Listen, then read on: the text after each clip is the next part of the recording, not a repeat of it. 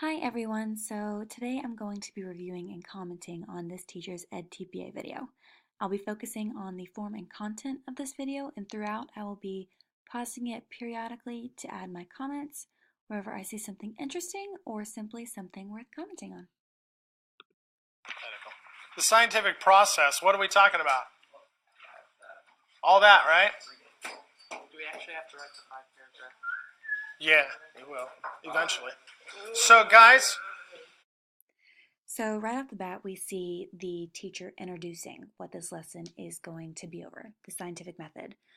He also asks the students if they know what this is. Although he gets interrupted by one of the kids in his class, he still was trying to get the students involved to see if they knew what the scientific method was. However, because he didn't get a response and one of his students seemed distracted, I think it was wise of him to continue going. However, he does let them know that this is material that they will need to know and be using in the future just based off of the student's interruption in the question that he asked, which I think is pretty great. The encounters that I had with a lot of teachers, especially math and science teachers in high school, where they just jumped right into the material, and sometimes I didn't even know what they were talking about until much later in the lesson. So I thought it was great that the teacher right up front let his students know what they were going over and that they would need this material in the future. does anybody know what this leads to? What I want to ask is, who here's played a sport? Okay, who here has played a game that involved strategy against another person? Video game, a board game, a sport, right? Has everybody done that? Let me ask you. So I absolutely love the way that this teacher is starting this lesson out. He doesn't start rambling on with scientific definitions or a big long list of what the scientific method is. He is beginning this lesson by trying to get his students involved and interested. He doesn't start by asking questions about the actual material. He's asking his kids a personal question. He is relating the scientific method to a game being played, but the kids don't know that yet. So, as far as they know, this teacher is just asking them something personal about themselves. He's asking if they'd ever played a sport before, or if they'd ever played a game where you have to strategize against another player. And I also think it's great because he's reaching out to the diverse variety of students that he may have in his classroom. He starts out by asking if anyone's ever played a sport, but then he expands it further to ask if anyone has simply played a game, a board game, or a video game. And so at this point, he has kind of wrapped every single student in his classroom into what he's talking about, and he has let all of them feel involved and connected to the lesson that he's about to teach. So this is the scientific, please, Tana, thanks. So when you're talking about So, although this may seem kind of simple and silly to comment on, I think this little snippet shows us the teacher's possible classroom management skills in the future. He recognizes a possible disturbance in his classroom, the student talking in the back, and he calmly announces to the student that he recognizes his disturbance and needs it to stop. He then calmly goes on with his lesson without causing an awkward lull or unnecessary stop in his classroom. However, we see later that this teacher has some difficulty managing a few students talking in his classroom. So this little interaction he has could be seen as either a negative or positive one. the scientific process, you know what? Haven't you ever played a game where you had to look at your competitor and try to figure out, ask yourself, how's this guy or gal going to play this game? And then don't you have to try to figure out what to do to beat them, right? And then what do? You try different strategies to go after them. And then what do? You figure out if it worked and if you got to try something else, right? And you figure out if it worked. And then what? You tell your teammates, right? No, you don't tell your teammates. Your teammates, if you're playing a team sport, who here So haven't you guys who've played sports, haven't you guys done this all the time? They always say bad words to me. Okay, so all of you have done the scientific method. It's just Again, he is reiterating the fact that his students have gone through the scientific method before. I think it's smart of him to continuously remind these students that this is not something that is foreign to them. It's simply in a different context. in science class. This is what they call it for science class. But you've all done it. Whether you're playing a game or you're playing a sport, a team sport, you've done it. So all we're going to do. I love how right there he sounded so encouraging to his students. He's again just letting them know that, hey, you've done this before. This might seem big and daunting, but this is something that you have done and that you can do again in my classroom. Is we're going to look at some bacteria and do the same thing. Okay? So as part of that, you have to kind of do what in the science world, you guys have all done this, you have to create a what? Hypothesis. So before you get to the hypothesis level, what do you have to do? Observe something. You have to observe something. Remember, you need to create a testable question, right? Remember the whole testable question idea? So we're going to go through that. We're going to do all that stuff, except we're going to do it with making bacteria. So now, The interaction he has back and forth with the students is great. He isn't just listing what the scientific method is to them. He's allowing them to talk back, which in turn helps students focus more and it keeps them more interested in the lesson. And I think that this is so important for teachers to do. And a lot of teachers, especially in a class like a math or science class, they miss that.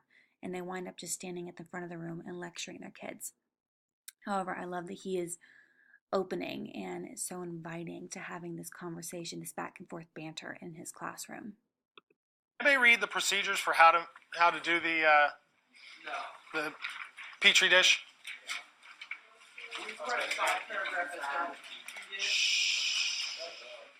So now I did put the precautions at the beginning because I just wanted everybody to understand those, and we will review those as we move on. But I wanted you guys to get onto this because I want you guys to get a collection of bacteria from around the school here. We're just going to go down the hall and here, wherever you want. Austin? I think it's great that the assignment that he is introducing is an interactive and hands-on one. However, I think that the students seem a little restless in their current state and that they would probably benefit from a hands-on instruction and learning in this scenario. However, I do think that it is great that he did let the students know that, hey, although we are sitting here right now and you are kind of getting lectured, in a little bit you will be getting up and moving around, going around the school and trying to find this bacteria for this assignment that we're doing. So I think it's great that he gave them a little heads up and kind of something to look forward to at the end of this lecture. That's that question. I know I didn't get this because I got sent out. Remember? I was out for like half the period. Yeah, he was yeah. out. That's why he did get sent down to the office. I remember. That's why. Okay. Okay. So, all right. Then no borrow on that. You can keep that. Okay. So, anyway. So I have both a positive and negative response to the student's outburst. The positive side of it is that the teacher does quickly diffuse the issue, and he continues on with his lesson. But the negative side is that the teacher seemed very uncomfortable with this scenario and wasn't quite sure how to respond. So in turn, he kind of just ignored the student. And just based off of what I've seen and what I experienced growing up, normally when this happens and the teacher just ignores a student's outburst like this, it kind of encourages them to do it again. And later in the video, this actually does happen again to this teacher. So I think this is one of his downfalls. And again, it kind of contradicts what I was saying I love so much earlier, that he does invite open conversation in his classroom. But I feel like there needs to be a line that he draws in his classroom between positive open conversation and then outbursts like this that are inappropriate to what is being said at the time. I wanted to review is exactly what we were going to do. So everybody's going to have their own. When I showed up here, you guys do a lot of work together, right? And I thought, you guys never get to do anything by yourself. And I thought, you know what? You guys can make your own buggies and make your own bacteria. You guys can name them if you want. Give them a pet name. I don't care. But so each one of you is going to have one of these. Okay? So now I'm going to open this one, so I'm going to contaminate it. But you've got a lid and you've got an agar. This is the growth medium for the bacteria. So, just a sec. So what you're going to do is you're going to collect 4 different bacteria from around the school. And so what you're going to do, just like in your instructions, you're going to divide your plate in quarters, and we're going to use these non-permanent pens. The non-permanent pens are absolutely non-permanent. If you start messing with them, it comes right off. And then you're going to pick 4 areas around the school to create a culture. And so you're going to have to label them. And then, so that's first. Then what you need to do is we're going to use Q-tips and some sterilized water and some baggies. And what I want you to do is you're going to get 4 baggies and very carefully and quickly grab a Q-tip out of the box. Make sure to try to keep it closed. And put that Q-tip in your baggie. Not like this. Do it better than I'm doing. Okay, so to try to minimize contamination again. So, as I mentioned earlier, the students seem to be having a difficult time focusing on this lesson. And as the teacher is walking around the classroom, trying to explain to the students what this upcoming assignment is going to be and how it relates back to his lesson of the scientific method, these 2 young men down here and over here are kind of messing around and talking with each other. And I think that this would have been such a great opportunity for him to give these students some hands-on interaction that would have kept them involved in the lesson.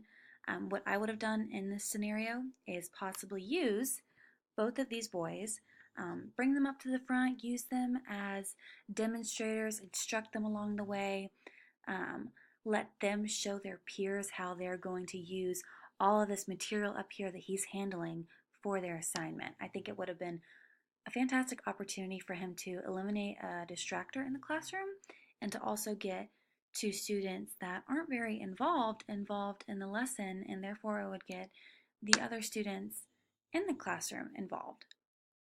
As far as this video's form is concerned, I like the camera angle because it allows for you to view almost the entire classroom.